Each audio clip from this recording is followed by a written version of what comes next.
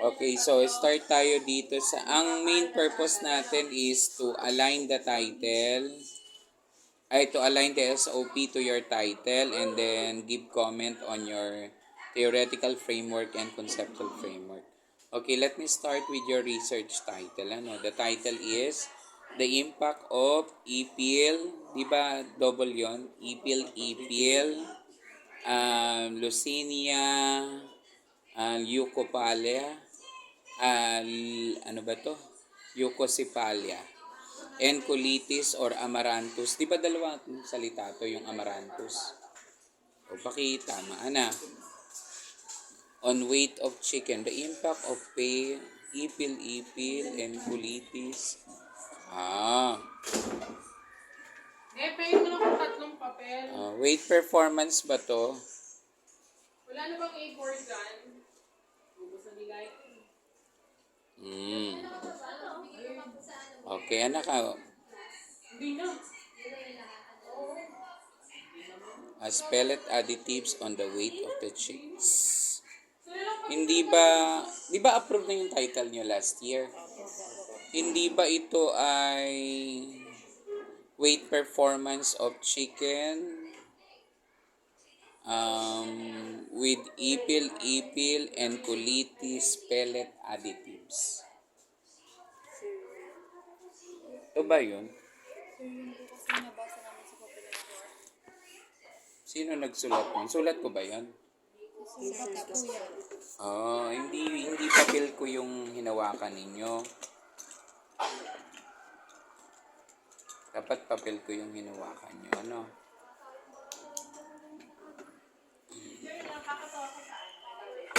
Tingnan natin to ha. Ipil, weight of chicken.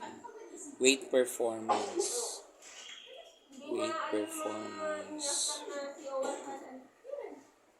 of chicken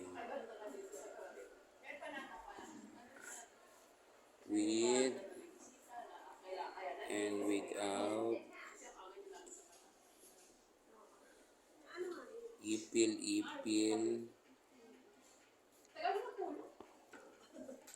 and colitis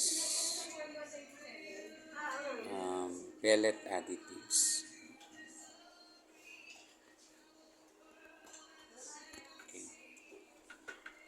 Pakitama nyo tong ano nyo, no? Tong inyong title page kasi ang title page dapat ay single space lang, ha?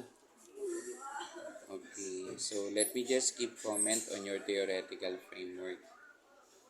Nasaan ang theoretical framework? Theoretical framework comes first before conceptual framework. Ano? This is study anchors on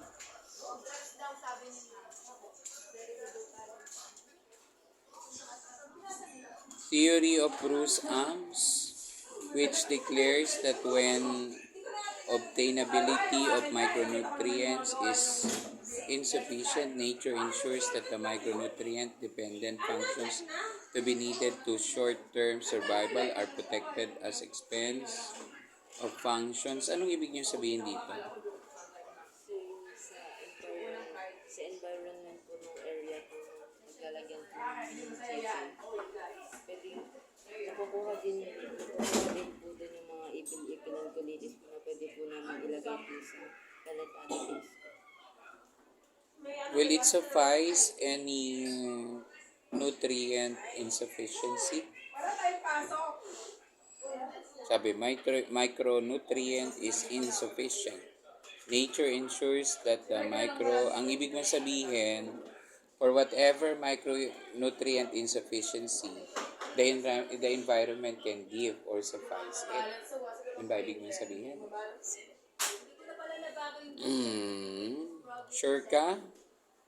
Tama yung pagkaka-extract mo nito? So, yung theoretical framework should be written in this way. Ano? This is study anchors on triage theory ba to? Bakit siya tinawag na triage theory? Tapos nakalagay dito, theory of Bruce Ams. Yung free age theory po kasi nakuha din, na-extract din po siya sa theory of Alin talaga? Are these two different, magkaiba ba sila o iisa lang? Bakit? Iisa lang po siya pero mas important another version po siya ng isa. O di dapat. Sinong tunay na author ng triage theory? Ayun, the study anchors on triage theory. Tapos, ilagay nyo according to sino yung author ng triage theory, tapos open and close parenthesis for proper in-text citation. Tapos, ang susunod na dito, discussion about triage. Tapos, yung sinabi niyong may nakuha sa theory of Bruce Ams, pwede mong idagdag yun. Pwede mong sabihin mo, likewise, pwedeng sa second paragraph siya. Likewise, the theory of Bruce Ams. Ang pangalan ba ng theory ay theory of Bruce Ams o triage din yun? Sa theory of Bruce, yung pinagkuhaan ko ng free age theory. O di dapat pala. Ang inuna mo, dahil primary theory siya, yung kay Bruce Ams. O di dapat, this study anchors on the theory of Bruce Ams, period. According to, sino yung author ng theory of Bruce Ams? Si Bruce? Okay, according to Bruce, open and close parenthesis, yung date of publication, tapos discuss mo na yung tungkol sa Bruce Ams. Tapos sa baba, likewise, ano man yung binabanggit dito sa kabila. Likewise, the triage theory explains that blah blah blah blah blah blah. Okay, gano'n na. Tapos yung third paragraph ninyo will be justification of why you considered it. Justification why the above mentioned theory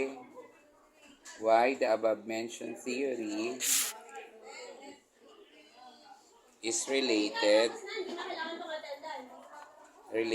to the study. Ano tayong conceptual framework? Okay, so ang ginamit ninyo ay IVDB. So, mangyayari kasi dito mga anak, you have two sets of chicken, di ba? The one is controlled and the other one is experimental. So, conceptual framework ninyo, tingnan natin kung tumama. So, ito yung IV. Tapos, ito yung DB. Tama? Ito yung extraneous sa baba. Extraneous variable. So, ano yung mga independent variable? Ipil-ipil. Tama? Lagyan nyo yung Tapos, colitis. Tapos, yung commercial pellet. Ito na kasi yung dalawa as pellet additives. Tapos, commercial pellet. Idagdag natin, Tapos, dito sa kamula ay determined weight performance of chicken.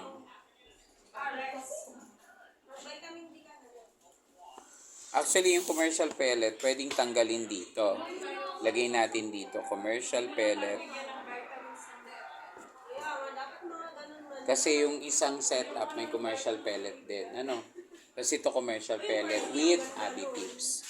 Tapos, light. Dapat parehas ng light. Tapos, kulungan. Yung fence, Tapos, water. Are you going to apply vitamins? Same amount of vitamins, So, ibig sabihin, nadagdag dito, commercial pellet, light, fence, water, and vitamins. Amount of water. Sige. Ito yung nadagdag. Tapos, you will discuss this sa ilalim nito, figure 1. Tapos may title, Conceptual Framework of. Sino? After nito mga anak, brief discussion regarding the conceptual framework. How you Baka nasa discuss klase it? ko, kulang po. Um, the first box Darating mo is lang mamaya. Ano ba? yung brief discussion. The first box, Iyak ka lang, iyak. Anong problema the mo, Vincent? first, ay mali na. Anong problema? The first box is Okay, kasalanan ko ba yun? independent variable Oh. which contains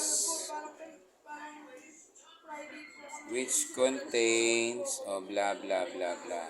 Tapos dito sa kabila, the second box, Ay, hindi naman mawawala 3 points the second box is Kasi kayo sulat ko na nga dependent sa bar. variable Oh, pasok ka pa rin. which contains Kaya nga tinatawag ko kayo eh. Kaya mo. the third box is extraneous Hindi variable. pa plus yun sa third. Huwag ka nang lumuha. Tapos dagdag na ha. Akala mo naman Okay, binugbog. punta tayo sa SOP kasi ito yung madugo. Mamaya siguraduhin ng magulang nandyan ha. Bilang ka ba? Emma, ang number. Kasunod kayo eh. Ayun, yun ang usapan natin. Broiler chicken. So, yung sa title nyo pala, broiler chicken ang gagamitin. Weight performance of broiler chicken. Ha? So, dapat indicated siya. SOP natin.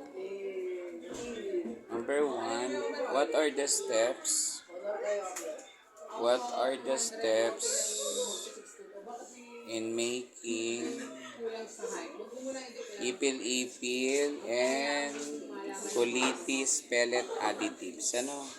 So, this will be answered using document. So, ibig sabihin, ito yung isa-isahin ninyo. Ano yung mga steps? Halimbawa, first step is collect the necessary amount of ipil-ipil leaves and colitis leaves. Number 2, chop the ipil-ipil leaves and let it dry. Tapos may dadagdag pa kayo doon. Ano? Tapos saka nyo pala. Kailangan lang yan. Next, number 2. What is the weight performance? What is the weight performance of broiler chicken? Broiler chicken with and without ipil-ipil and colitis pellet additives. Okay. So, ibig sabihin, dalawang setup yon. Yung meron at saka yung wala. Number 3, is there any significant difference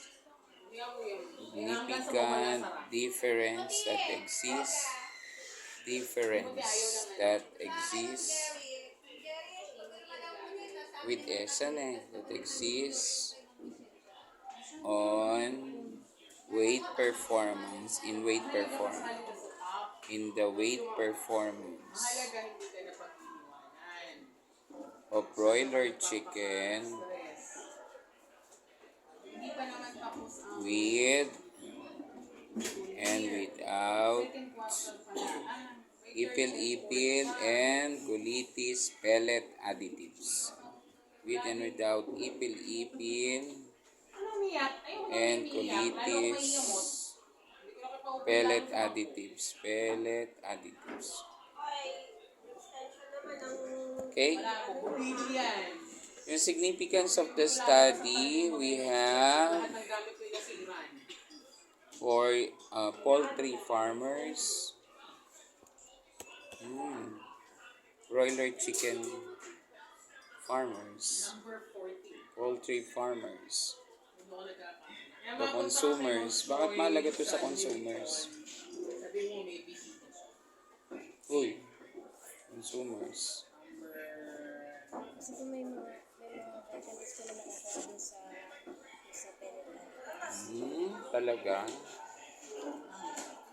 Malaga to sa consumers kasi we ensure chemical-free pellet additives, which is definitely, if it is chemical-free, it's healthier and environmental friendly. Healthier in a sense, it's not a synthetic one. Diba? Pero na lang, ha?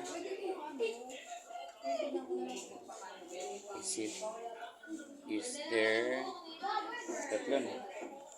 Definition of terms, impact. O, tinanggal natin yung impact, ha? So, gagawing ipil-ipil, kulitis, weight performance,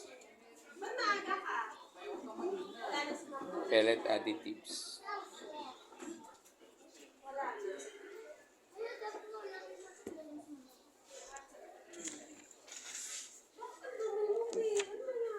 Pwede nyo bang i-explain sa akin what's the difference between introduction and background of the study?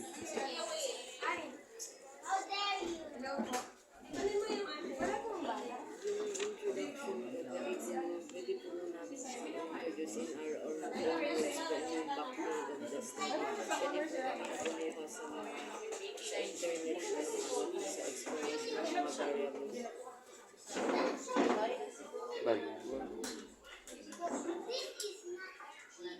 When we say introduction is written in an inverted pyramid form.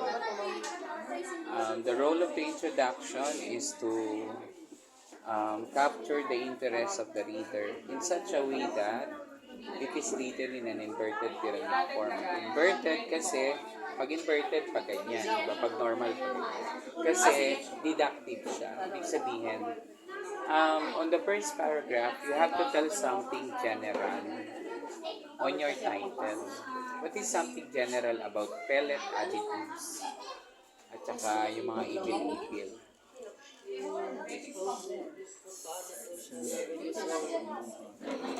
What is something general?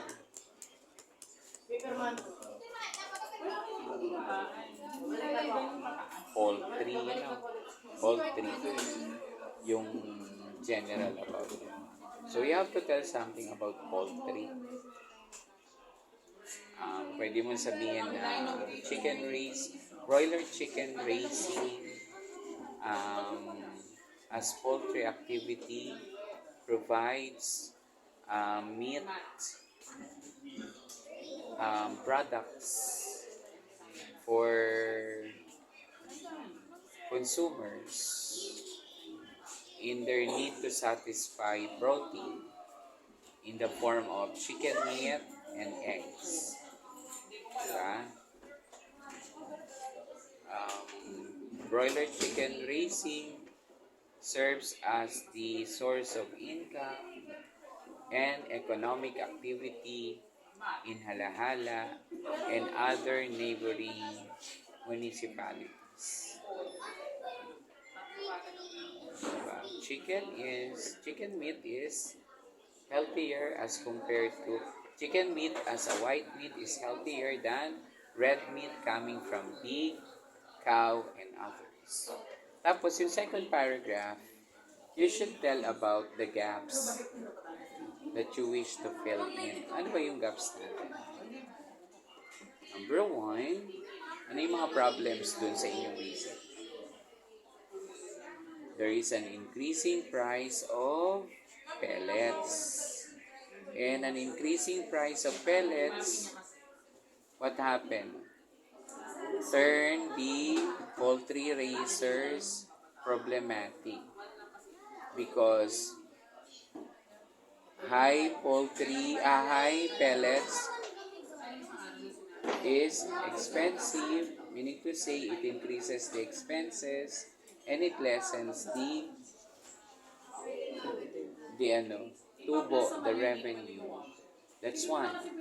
Number 2, since they are actually consuming synthetic or chemical base. Kaya tinawag ko kayo. So, this is less healthy or not that healthy as compared to halimbawa, yung manggagaling sa ipil-ipil at saka sa kulitis. Then, you can also discuss briefly some literature or na nagsusupport that ipil-ipil is one of the alternatives, and then yung kulitis din to be turned into pellet additives for the consumption of chicken. Alam mo ba yung 50 dyan, napulot ko dun sa baba, dyan o. Ayan o, dyan sa lamesa ni Lynette. Ano? May ulam ka dyan, San Marino. Kasi walang chicken, be. Ayaw namin buksan kasi baka magalit ka. Wala pang bukas. Hindi namin binuksan. Ay, naku, talagang kami pa yung pag-aanuhin niya. Ibinili na nga namin. Hintayin mo ako matapos ang consultation, ha? O, yun. Tapos, yung last, sasabihin niyo yung mga thesis statement. Ano yung thesis statement? Then, sige. Sabihin niyo. Yung mga naging conclusion po ng ibang thesis about po sa naging effects po ng Nako, hindi iyo. Pagka-introduction, ito yung mga linyahan na the researchers are very much interested in conducting the study since it will provide an alternative hindi, siguro it will develop an additive for commercial or mga usual na pellets for the consumption of chicken. Tapos sasabihin nyo, likewise, it may address existing problems on blah blah blah blah. Ina-anticipate mo na ano yung magiging mapoproduce ng research. Ano? So that's it. For the background of the study, we are actually looking on data in form of studies and literature kung saan nagsimula yung paggamit ng amaranthus o yung kulitis at saka ipil-ipil leaves as possible or potential pellet additives. Doon kayo mag-i-agaan. Tapos, ano yung mga possible variables sa pwedeng consider?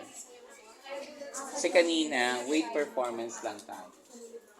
We're very much particular on the weight. Yun lang. Okay? So, I want you to revisit your introduction and background of the study. Para at least, alam nyo yung daloy nyo ng research. Ay, iwan kayo mamaya din. Kasi, siguro din yung mag-iisip. Yun lang. Any questions so far? about po sa how many chickens po papalaki namin yung with or without. 30. Pag 30. So, pag kayo naggawa, ito yung sample. 1, 2. Ang instrument nyo ay data record sheet, ha? 11, 12, 13, 14. Hindi gumalaw, hindi na first. Hindi gumalaw na eh. Saan ba nakalagay dati? Doon sa loob ng... Ilabas mo naman para gumalaw. Ito yung with pellet additives, tong isa without. Tapos dito nyo i-register ang or average. Dito nyo ililista yung kilogram. After 45 days. Si Marani, si Emma, Ano? si Witzel, si Timothy. Ito nyo ililista, yung magiging kilogram nila after 45 days. Okay? Dalawa Sige. sa'yo. Ang gagamitin nyo na statistical treatment ay ano? Yung una muna, Sa question number 2, average lang ano. Ha? Oo, mawawala na sila ng bahay. Tapos number 3, t-test. Okay. Sa mga Pag kayo lolo nag-alaga ninyo, ng manok, they should be confined in a fence with the same Kumukuha na ng size, mga lola with the same Susan. amount of light, with the same amount Yan, of nung dati kasi, water, ang dating vice tapos with the mayor, same amount of commercial pellet. Only, yung isa ay dadagdagan ng buhay pa ang pellet. lolo Pedi, wala sanang problema. Okay. May mga anak na. So, ang alagaan nyo sana dapat hindi lang 15 kasi baka may mamatay. So, hanggat maaari, ang alagaan nyo 20. Okay? And number 2, make sure that during the process of preparing the pellet additives, wait lang, during the preparation of pellet additives, dapat ensure nyo na free from any impurities. Yung mga chemical, baka mamaya kung ano mailagay ninyo. You should, document it. Ano eh? Darating na magulang ko top to. Anong oras ba yan? Okay na. May orientation ako ng ganito.